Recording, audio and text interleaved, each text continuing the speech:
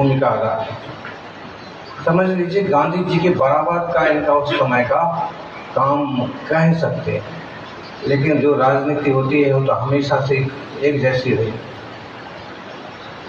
तो किसी ढंग से उनको पीछे धकेला गया, न्याय किया गया। जो भी है, अपन को 13 तारीख को सुनने को मिलेगा। 14 को फिर और कोई विशेष कार्यक्रम होगा, और 15 को 15 अगस्त है, देश का स्वतंत्रता दिवस है। अपन सब धर्म और देश को बहुत सम्मान देते हैं, वो भी कार्यक्रम होगा। ऐसे कुछ ना कुछ चलता ही रहेगा, कुछ ना कुछ सीखने को मिलता रहेगा। और उसमें भी सौभाग्य है कि समय साथ के वचन अपन को पढ़ने सुनने को मिल रहे हैं। जितना समझ में आए उतना ही बहुत है। आज अगर अक्षर कान में पढ़ेंगे तो कल गाथाएं भी समझ में आएंगी, भावार्थ भी समझ में आएगा, मौका पांच भी मिलेगा। दोनों हाथ जोड़िए।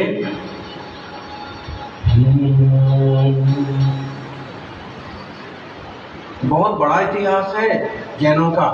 रानी लक्ष्मीबाई के पहले भी एक रानी हुई, अब्बक्का देवी, दक्षिण भारत में, और पक्की जैन। और रानी लक्ष्मीबाई से भी खतरनाक उस जमाने में कि डचों को सबसे पहले भगाने का श्रेय उनको जाता है। अंग्रेजों से भी जो पहले आए थे खतरनाक थे। तो ऐसे एक से बढ़ के एक हुए, लेकिन क्या बताएं आपको, इतिहास का ऐसे धूमिल कर दिया जाता है। अभी देख लो सामने खुदाई चल रही है, आपका कुछ भी लिख लेगा, किसी को पता नहीं पड़ेगा। कहीं पता भी पड़ेगा तो आप कुछ नहीं करेंगे, आप चुप रहेंगे। आप कुछ बोलोगे तो आपके नेता समझाने आएंगे, भैया अपने पास ताकत नहीं है, कुछ मत बोलो, दो बातों के बीच में पिस जाएंगे। यही स्थिति है ना। तभी जो भी है, लेकिन इतिहास में बहुत बड़ी देन हमारी देश के लिए रही। और उसमें अपने सब जैन शौर्य गाथा 15 अगस्त को, 13 को क्रांतिकारी अर्जुन लाल सेठी का, 14 को भी अपना वाचन तो चलेगा, लेकिन अनुसार समय के अनुसार ये बातें भी देखें और नई पीढ़ी को भी बताएं। कभी उनसे पूछता है कि भाई तुम्हारा क्या योगदान है, तो उन्हें मालूम पड़ना चाहिए। और ऐसे प्रसंगों से यहाँ से मालूम पड़ेगा कि दुनिया में किसी औरों से ज्यादा देश के लिए जैनों का योगदान है, क्योंकि यहाँ की जड़ हम हैं, देश की जड़ हम हैं वास्तव में। चलिए ओम बंदितो सर्व सिद्धि, बंदितो सर्व सिद्धि, गहमचल मणुभमं गतिं पत्ते, ओच्छामि समय पाहुट मुड़मोसद केवली भणिदम। जय बोलिए आदिम तीर्थेश्वर आदि विधाता आदिनाथ भगवान की। उसहाजिए संभव सुमई को पास चंद्र जिन उपयंत से अंसा पास पूज जिन वास पूज जिन विमलयलंका, हम संत को अरमरी। बोलो महावीर महेश वंदामि 24 जिनेसा, वंदामि 24 जिनेसा, वंदामि 24 जिनेसा। 24 तीर्थंकर भगवान की, वर्तमान जिन शास्त्र न्याय वर्धमान महावीर भगवान की, आचार्य श्री आदि सागर महावीर कीर्ति विमल सागर जी महाराज की, तपस्वी सम्राट गुरुदेव श्री सन्मति सागर जी महाराज की। बोले परम पूज्य दूरपट्टाधी श्री चक्रवर्ती विश्व हितंकर आचार्य भगवान श्री सुनील सागर जी गुरुदेव की। बोलिए आचार्य शक्ति की जय करो गुरुदेव का।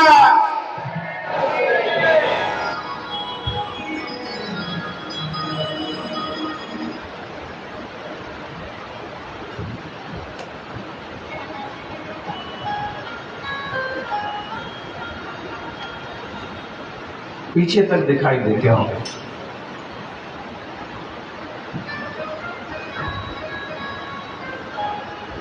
आज सिद्ध भगवान को बिना किसी साधन के हम सब दिखाई देते होंगे। आत्मा में अनंत शक्ति है, लेकिन भूल है। रे आठ काठ मिल खाट बनी यथा है। खाट कैसे बनती है?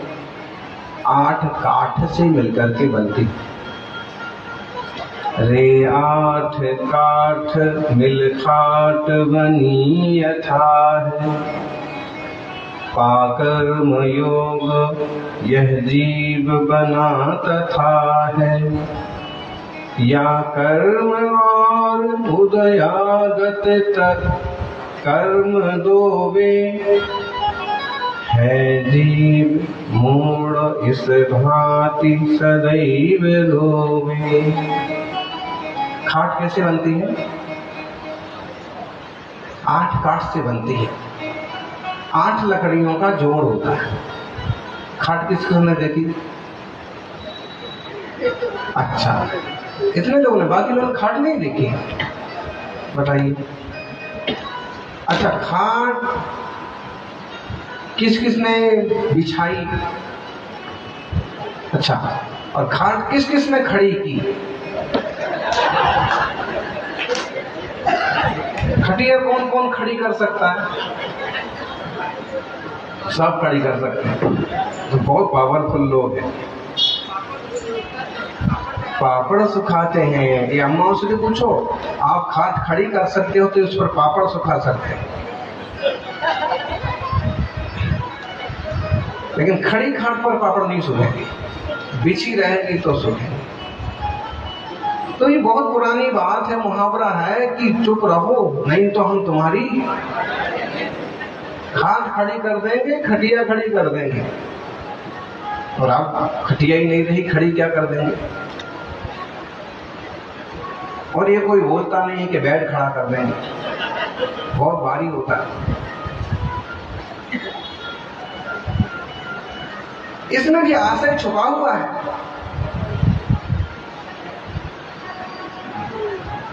8 काठ की खाट, 2 लंबी पाटी, 2 उससे थोड़ी छोटी और 4 उसके आए बिछुए। सबको जोड़ दो और बुन दो तो क्या बन जाएगी? खाट बन जाएगी। और खाट पर सोने में जो आनंद आता है वो बेड पर सोने में नहीं आता। उसी आनंद में तो जीव भूला हुआ है।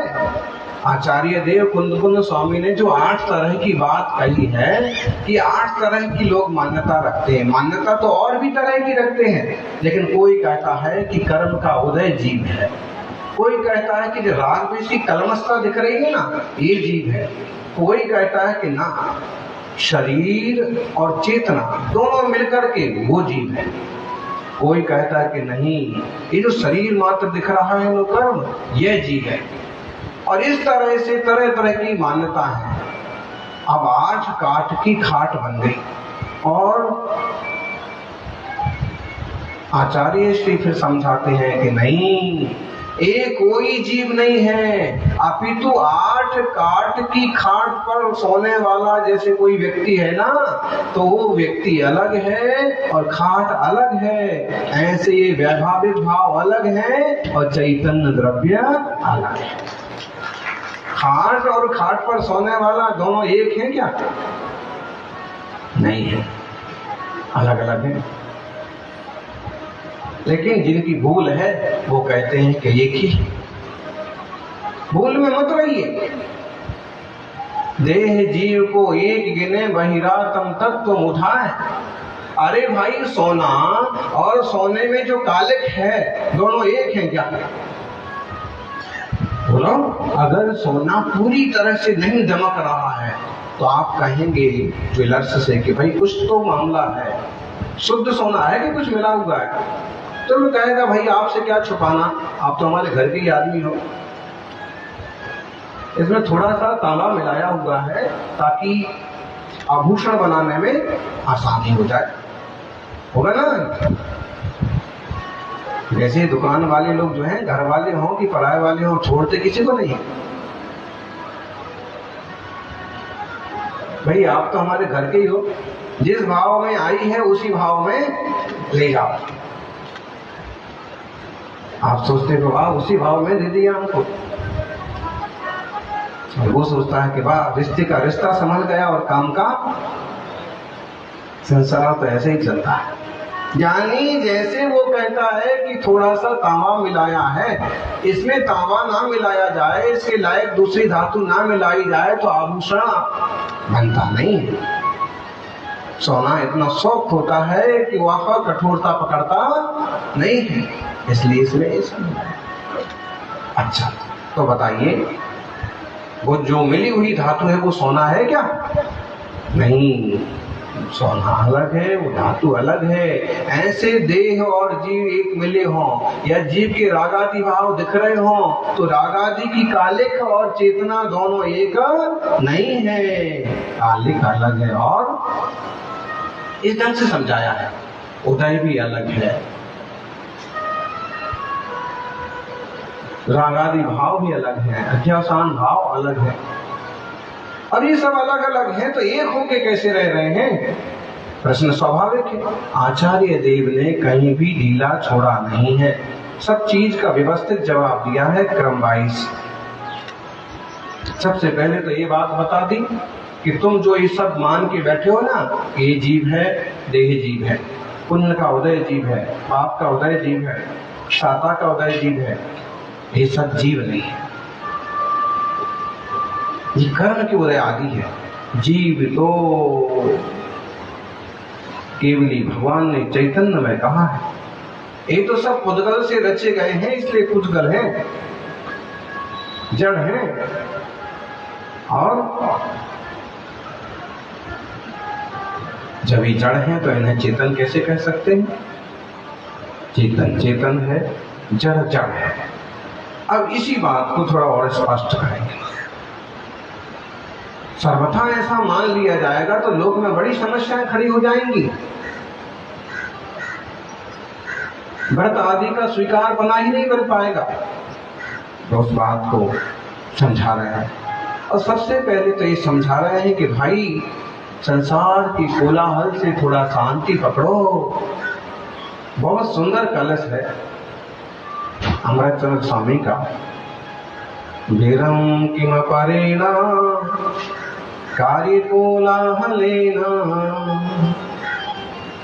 स्वयमपि निर्भतासन् पश्य षड्मासमेकम् हृदय सरसि पुंसाः उद्गलाद्भिन्न धाम्नो ननु किमनुपलब्धिर् भाति किंचोपलब्धि।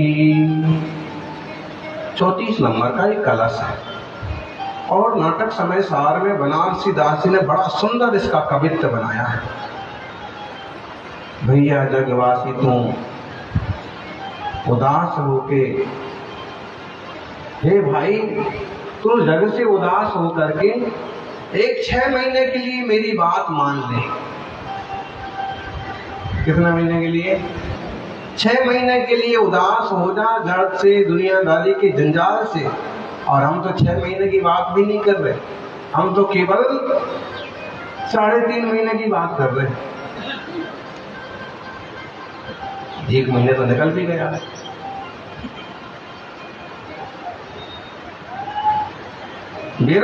किमा परिणाम, ठहर भाई थोड़ा रुक। अकार्य कोलाहल न किम, बिना मतलब का कोलाहल करने से क्या फायदा हो रहा है? स्वयं अपनी निर्वदासन, तू स्वयं गुणों से भरा हुआ है। बस षड्मास में कम, एक 6 महीने तो इस पर विचार कर। हृदय सरसी तुम सहा उदगलाद् भिन्न धाम्नो, हृदय सरसी तुम सहा उदगलाद् भिन्न धाम्नो।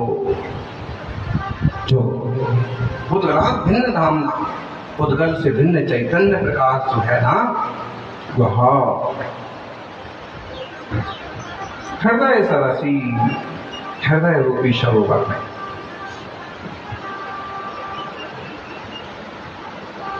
हृदय रूपी सरोवर में उद्गल से भिन्न निज चेतन को देख, कोशिश तो कर, फिर देख उपलब्धि होती है कि नहीं होती। ननु निश्चय से उपलब्धि होगी। क्या बात कही है इसमें? ये बात कही है और गारंटी दी है कि भाई 6 महीने तक तुम तत्व का अभ्यास करो, समय सार जी का अभ्यास करो, प्रवचन सार जी का अभ्यास करो, मुनि राजाओं के साथ बैठ करके तत्व निर्णय करो। 6 महीने तक दुनियादारी के प्रपंच छोड़ करके केवल अपने लिए समय दो, फिर देखो कि पुद्गल से भिन्न चैतन्य प्रकाश तुम्हारे ही हृदय सरोवर में चकचकायमान उपलब्ध होता है कि नहीं होता।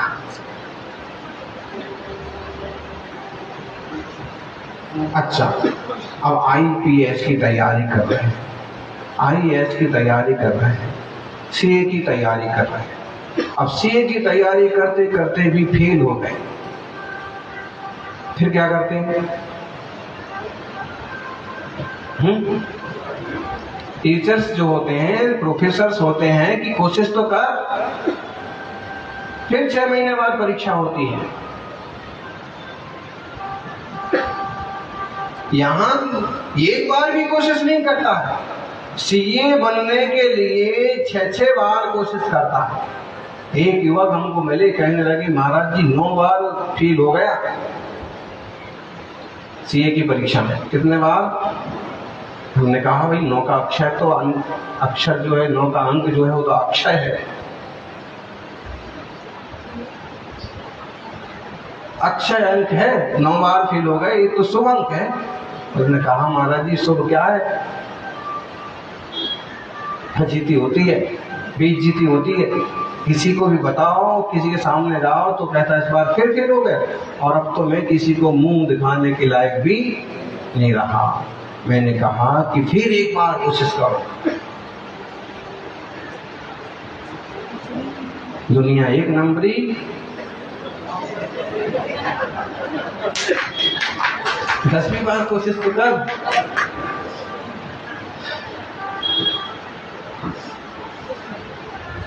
बात मानी, सच में हिम्मत की और अब की बार कोशिश की।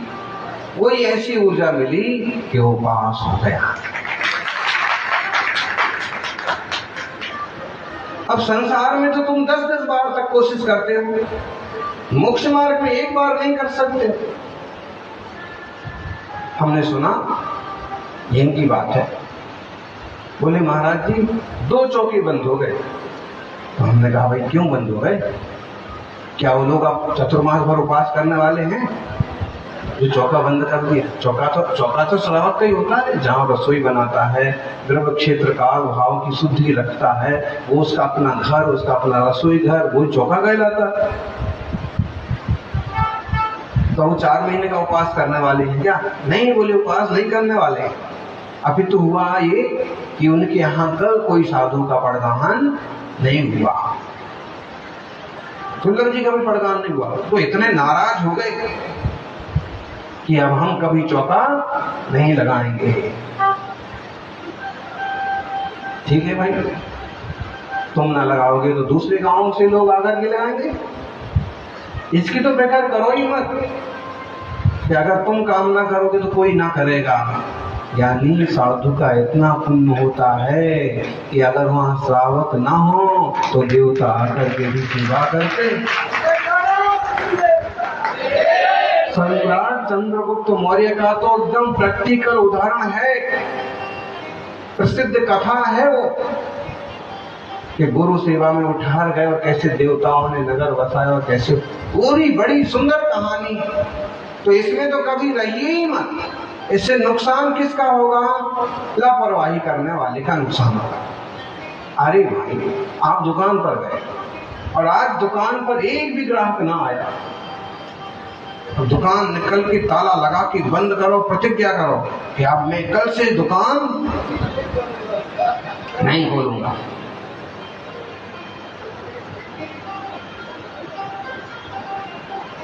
बोलो क्या होगा फिर? नुकसान किसका होगा?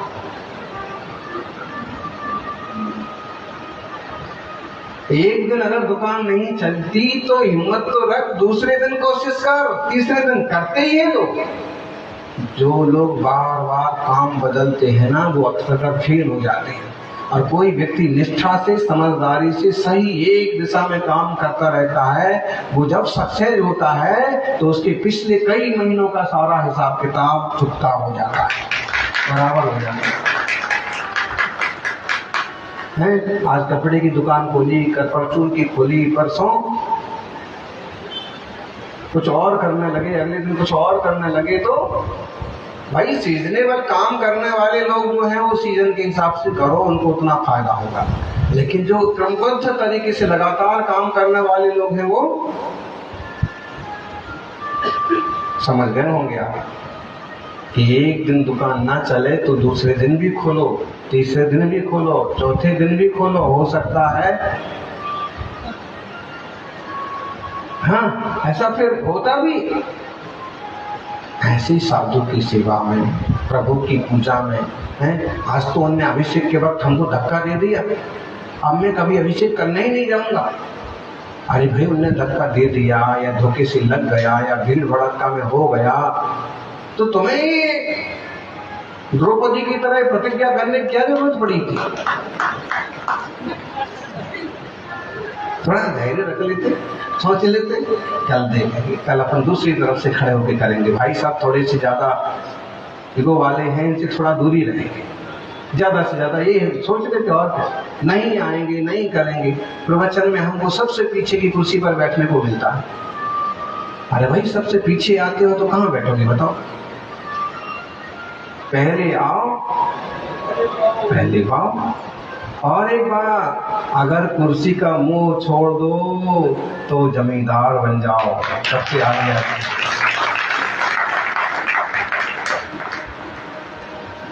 समझने की कोशिश करना। बातों बातों में हम आपको ये कह रहे हैं कि धार्मिक क्रियाओं में अगर कहीं ऊंचा नीचा हो जाए, भाई साहब ये सही बातें हैं। वो गांव में मंदिर आना बंद कर दिया, ये हमको बताया गया। 3 परिवार हैं, बोले हमारा परिवार ही जिनालय संभालता है, पूजा करते हैं, भक्ति करते हैं। हमने बाकी लोग बोले तो आना बंद कर दिया, मंदिर नहीं आते। क्यों नहीं आते? बोले एक दिन ऐसा हुआ कि उन्होंने चढ़ाने वगैरह को लेकर के देहरी पर ही चावल चढ़ा दिए और बहुत सारी चीटियां आ गई। हमने उनको समझाया कि भाई देहरी पर ही मत चढ़ाया करो, जब अंदर पात्र है तो उसमें चढ़ाओ। अब यहाँ चीटियां आ गई और रास्ते में चीटियां कुचलते जाएंगे तो कैसे? तो बोले कि आज से हम मंदिर ही नहीं आएंगे। लो, अरे बहुत बहादुर लोग मिलेंगे आपको कि अगर उनको समझाने भी जाओ, यहाँ पर भी होंगे हैं। अब नाम बताओ ऐसे लोगों का अपन यहाँ स्वागत करें। इतने ज्यादा मतलब कितने सूरमा लोग हैं।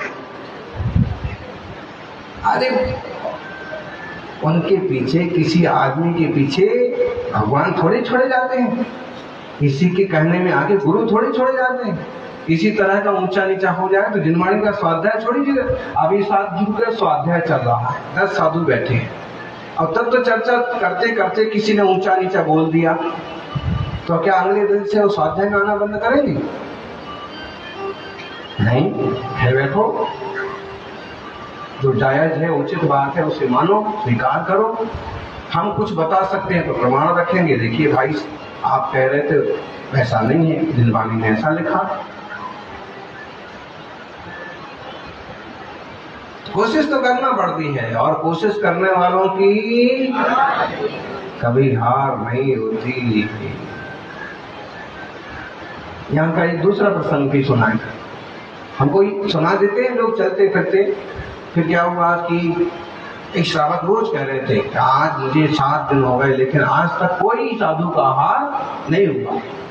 तो हमने कहा 7-8 दिन हो गए और कोई साधु का हार ना हो और फिर भी श्रावक लगा रहे, ऐसा मजबूत श्रावक तो हमको यहाँ दिख ही नहीं रहा कोई। एकाध होगा कोई या हर हाल में। तो उन्होंने कहा महाराज जी, वो कुछ लोग हैं कि छुल्लक जी माता जी को तो साधु, हाँ भाई माना कि वो परमेष्ठी नहीं है, लेकिन परमेष्ठियों के अनुरागी तो हैं, परमेष्ठियों के पीछे तो लगे हैं, परमेष्ठी के मार्ग पर तो चल रहे हैं। और मातृशक्ति ने अपनी सबसे पुरुषार्थ वाली ऊंची आरिका दशा को प्राप्त कर लिया, तो एकदम है क्या? अरे फक्र से कहो, आज हमारे यहाँ हारिका माता जी का हाल हुआ। स्त्री पर्याय में जो सबसे बड़ा पुरुषार्थ का पद है, सबसे बड़ा तप का पद है, आज उनका हाल हुआ। घर नहीं छूटता है लोगों से, और इन 11 प्रतिमा वाले चुल्लक जी का हाल हुआ। लोगों से एक बार का भोजन नहीं छूटता है, और केवल एक बार चर्या करते हैं 24 घंटे में। उपवास करते हैं अष्टमी चतुर्दशी का।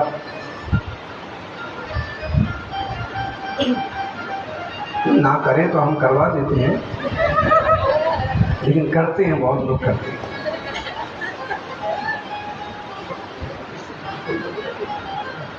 और जैसे हम करवा देते हैं वैसे ही इनका सहारा मिल जाता है, तो 2 तार इनके पीछे पीछे लाभ लेके भी आ जाते हैं। लेकिन आप क्या सोचेंगे कि आज चुल्लक जी का हो गया, बहुत अच्छा होगा, बहुत अच्छे साधक हैं, है ना, जाप करते रहते हैं, ध्यान करते हैं। तो बोले महाराज जी कुछ लोग हैं कि वो चुल्लक जी माता जी को साधु नहीं मानते, इसी तरह से ये बोल रहे हैं कि आज हमारे 7 दिन हो गए और किसी साधु माने मुनिराज का हाल नहीं हुआ। फिर भी भावना इतनी रखी कि कुछ भी है बड़गान तो करेंगे, और जब नंबर आया तो सीधा हमारा ही उनके यहाँ हो गए। फिर उन्होंने बताया होगा, बताते ही हैं आपस में एक दूसरे को कि देखिए भले 7 दिन तक कोई मुनि महाराज नहीं आए, लेकिन हमारा तो हिसाब किताब सब बराबर है।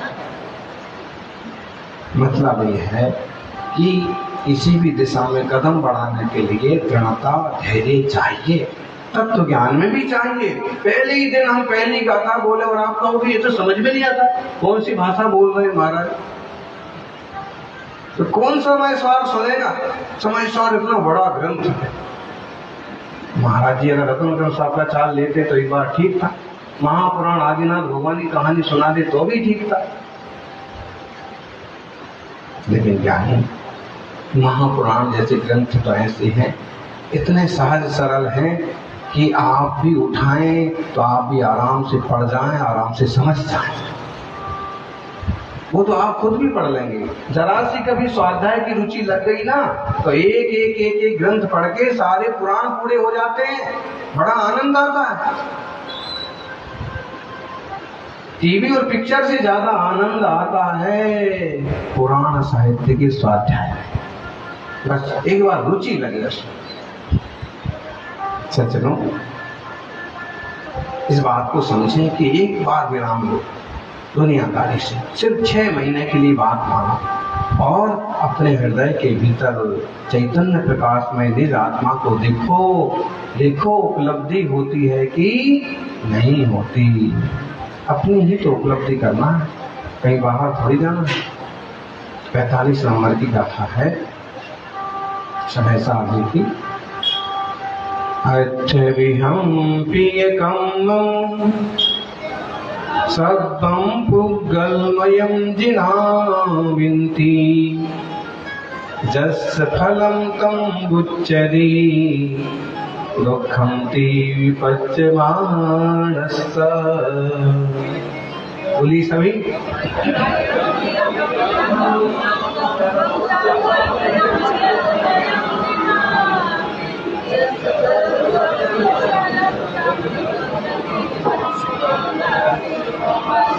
अट्ठविहं प्रियकं, 8 प्रकार के जो कर्म हैं, सद्भं पुग्गलमयं जिनाविन्ति। कर्म कैसे हैं? उद्गलमय है। कर्म किस चीज की रचना है? उद्गल की रचना है। जस फलम ति गुच्चरी दुःखति विपच्यमानस्य, और पक्व होकर उदय में आने वाले कर्म का फल दुख है। 8 कर्मों का ठाठ है संसार में।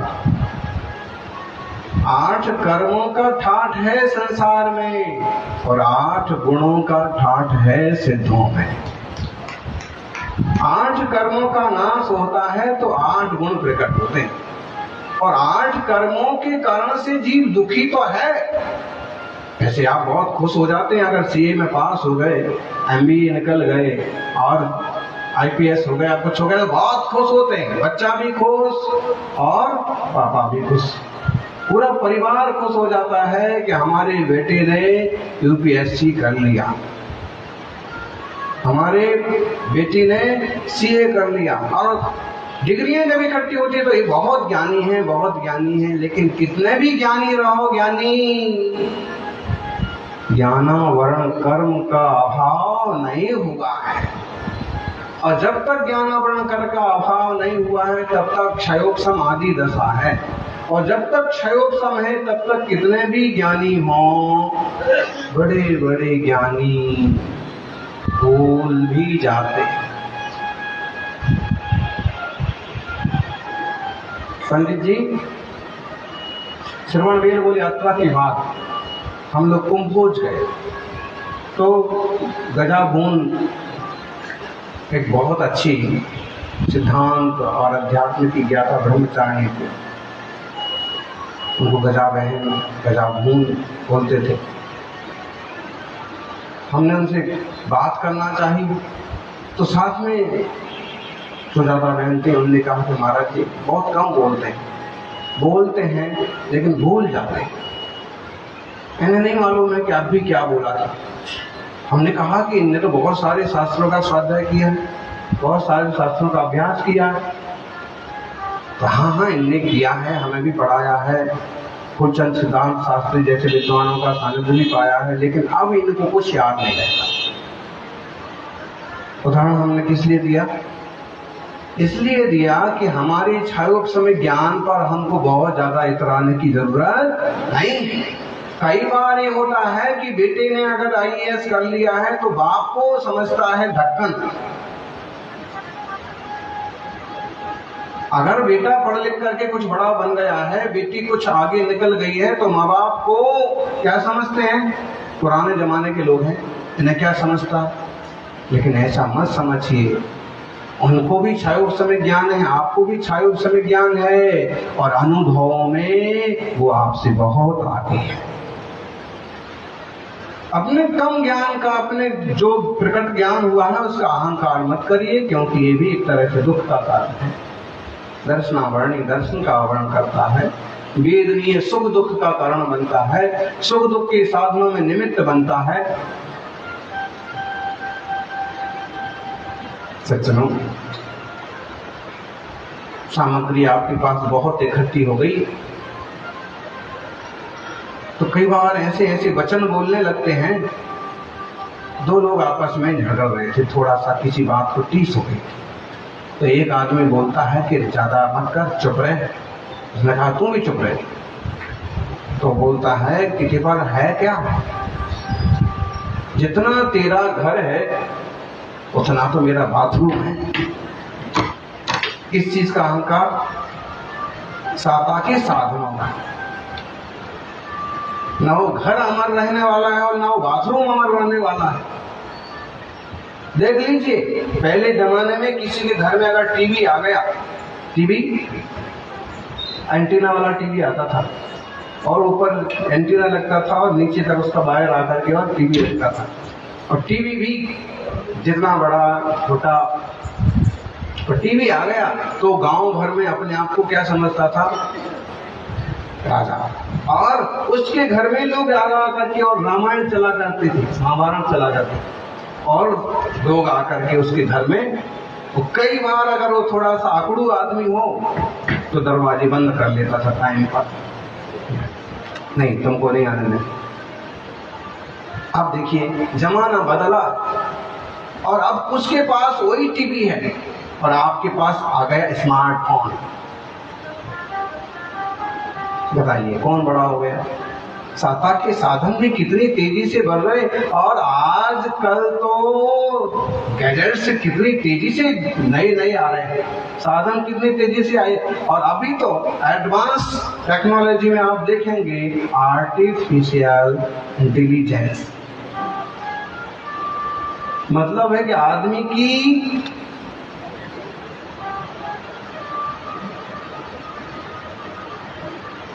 विचित्र स्थिति है। तो इन साधनों में, संसाधनों में, क्षयोग समय ज्ञान आदि में, साता असादा के हृदय आदि में बहुत ज्यादा अग्रसर नहीं होना चाहिए, बहुत ज्यादा विचलित नहीं होना चाहिए।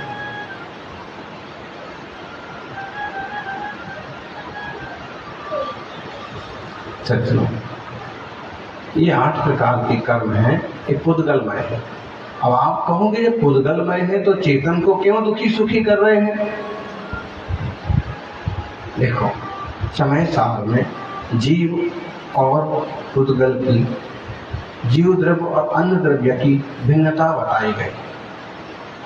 तो ये बताना तो जरूरी है कि भिन्न भिन्न है। जब निश्चय नजर से बात करते हैं, निश्चय नय की दृष्टि से देखते हैं, तो जीव जुदा, पुद्गल जुदा, यही तत्व का सार। और अन्य जो भी कहा, यही का विस्तार। प्रयोजनभूत वास्तविक तत्व दृष्टि में जीव अपने ज्ञान आदि गुण वाला है, लेकिन अभूतार्थ दृष्टि, अपेक्षाकृत सत्य दृष्टि, उसकी अपेक्षा से जीव और देह को कदाचित एक मान दिया जाता है। आप नयों पर जाएंगे तो विचार करेंगे।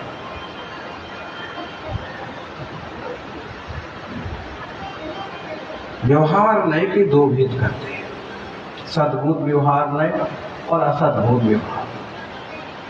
फिर सद्भूत व्यवहार नय के भी दो भेद करते हैं, औपचारिक सद्भूत व्यवहार नय, अनौपचारिक सद्भूत व्यवहार।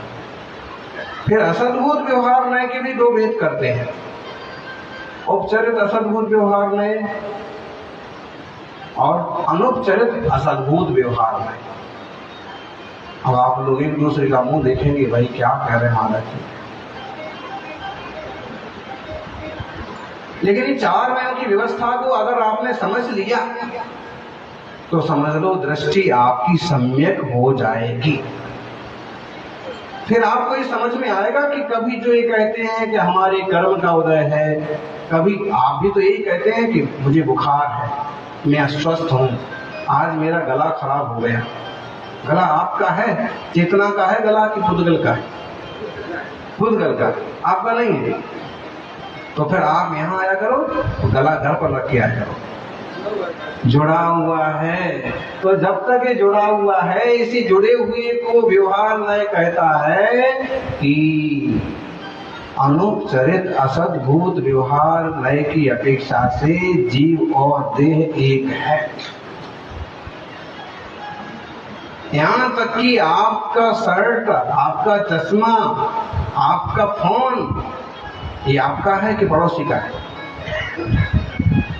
भाई संसार में तो बहुत किस्सा है, थोड़ा सा मजेदार भी है, सच्चा है। शांतिनाथ प्रतापगढ़ में संग विराजमान था बगवास में। तो क्या हुआ, एक श्रावक, माने कई सारे श्रावक वहीं रहते थे, मुनि संघ वहां था, कोविड का टाइम था, तो कई सारे श्रावक वहां रहते थे।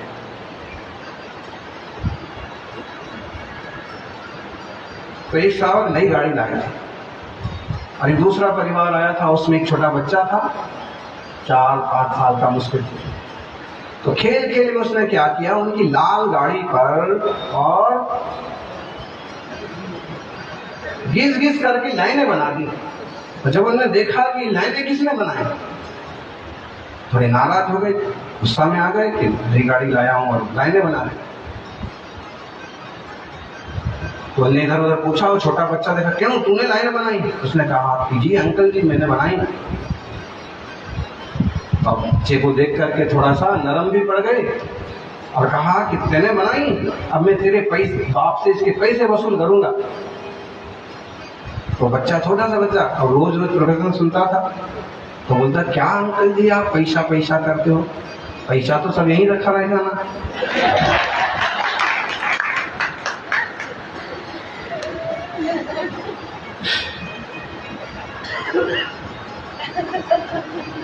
हमको सुनाया तो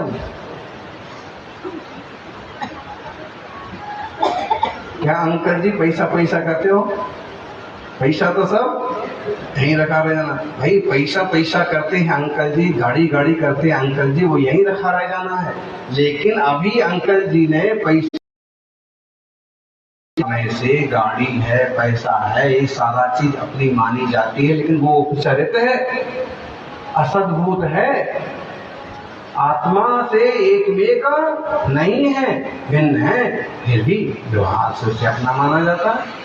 सद्भूत व्यवहार में से शरीर को अपना मानते हैं। मैं अस्वस्थ हो गया, मेरा गला खराब हो गया, मेरी आंखों में लालामी आ गई है, अभी आंखें आती हैं क्या? नहीं, निश्चय नए से हमारी नहीं है। और 27 नंबर की गाथा भी लगाओ, ये वाली गाथा भी लगाओ। 27वीं गाथा, व्यवहार नो भासति जीवो देहो या अवधि खलु एको न तो निश्चयस्त जीवो देहो या कदापि एक।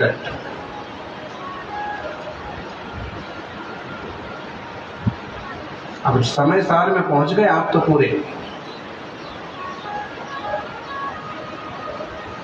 सद्भूत व्यवहार में पर आए, मति ज्ञान आदि हमारे हैं। सामान्य आप इतना समझें कि व्यवहार में अन्य वस्तुओं को दूसरी वस्तु का कहता है, निश्चय नहीं सिर्फ उस ही वस्तु को उसका कहता है जो उसकी है। निश्चय नहीं भूतार्थ का विवेचन करता है, व्यवहार नहीं अभूतार्थ का विवेचन करता है।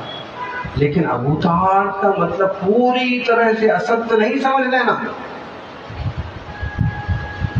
कहीं कहीं ऐसा अर्थ करते हैं, भूतार्थ माने सत्यार्थ, अभूतार्थ माने असत्यार्थ। सर्वथा असत्यार्थ नहीं, विवक्षावश है असत्यार्थ।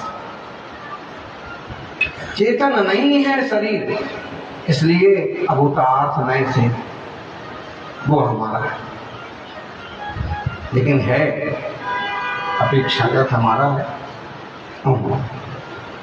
सामान्यतः इतना निश्चय कर लें कि 8 कर्मों के उदय में जीव सुखी दुखी होता है। अंतराय आदि आते हैं, अंतराय आते हैं, जो आप चाहते हैं वो चीजें नहीं मिल पाती हैं। ये सब कर्म के विपाक हैं। इतने इसमें दुखी, इतने निराश मत हो जाइए कि एकदम आत्महत्या करने ही पहुंच जाएं। क्या है, मेरे पास कोई साधन नहीं है, मेरे पास कोई सुख सुविधा नहीं है, मत रहना। तो हो सकता है कि आपके सुख सुविधा का साता का उदय आने के लिए थोड़ा वक्त हो, और ऐसा भी मत करिए। एक महाराज जी का अंतराय हो गया, तो श्रावक को किसी ने समझाया कि भाई देखो तुम्हारे यहाँ कल भी अंतराय हुआ था, आज भी अंतराय हो गया। तो श्रावक बोलता है कि इसमें मैं क्या कर सकता हूँ, महाराज जी के अंतराय कर्म का उदय था, उनका अंतराय हो गया। ज्ञानी अगर महाराज जी के लाभांतराय कर्म का उदय था, भोगांतराय कर्म का उदय था, भोगांतराय कर्म का उदय था, तो तेरे भी तो दानांतराय कर्म का उदय हुआ ना। तू देना चाहता था लेकिन दे नहीं पाया। तो एक कर्म की विवक्षा भी अपन समझें, और इस कर्म के जंजाल में पड़े हुए अपने चैतन्य तत्व को पहचानें, थोड़ा सा स्वसंवेदन करें और ज्ञान घन स्वभाव को पकड़ने का पुरुषार्थ करें। इससे जीवन मंगलमय होगा, बहुत सारे विकल्प और झंझट कम हो जाएंगे। जय बोलिए 24 तीर्थंकर भगवान की। बोली परम पूज्य आचार्य मन सुनील सागर जी गुरुदेव की। बोली आचार्य शक्ति की। डॉक्टर श्रेयांश जैन जी जो विदेश से आए हुए हैं, आचार्य श्री को श्री पर भेंट कर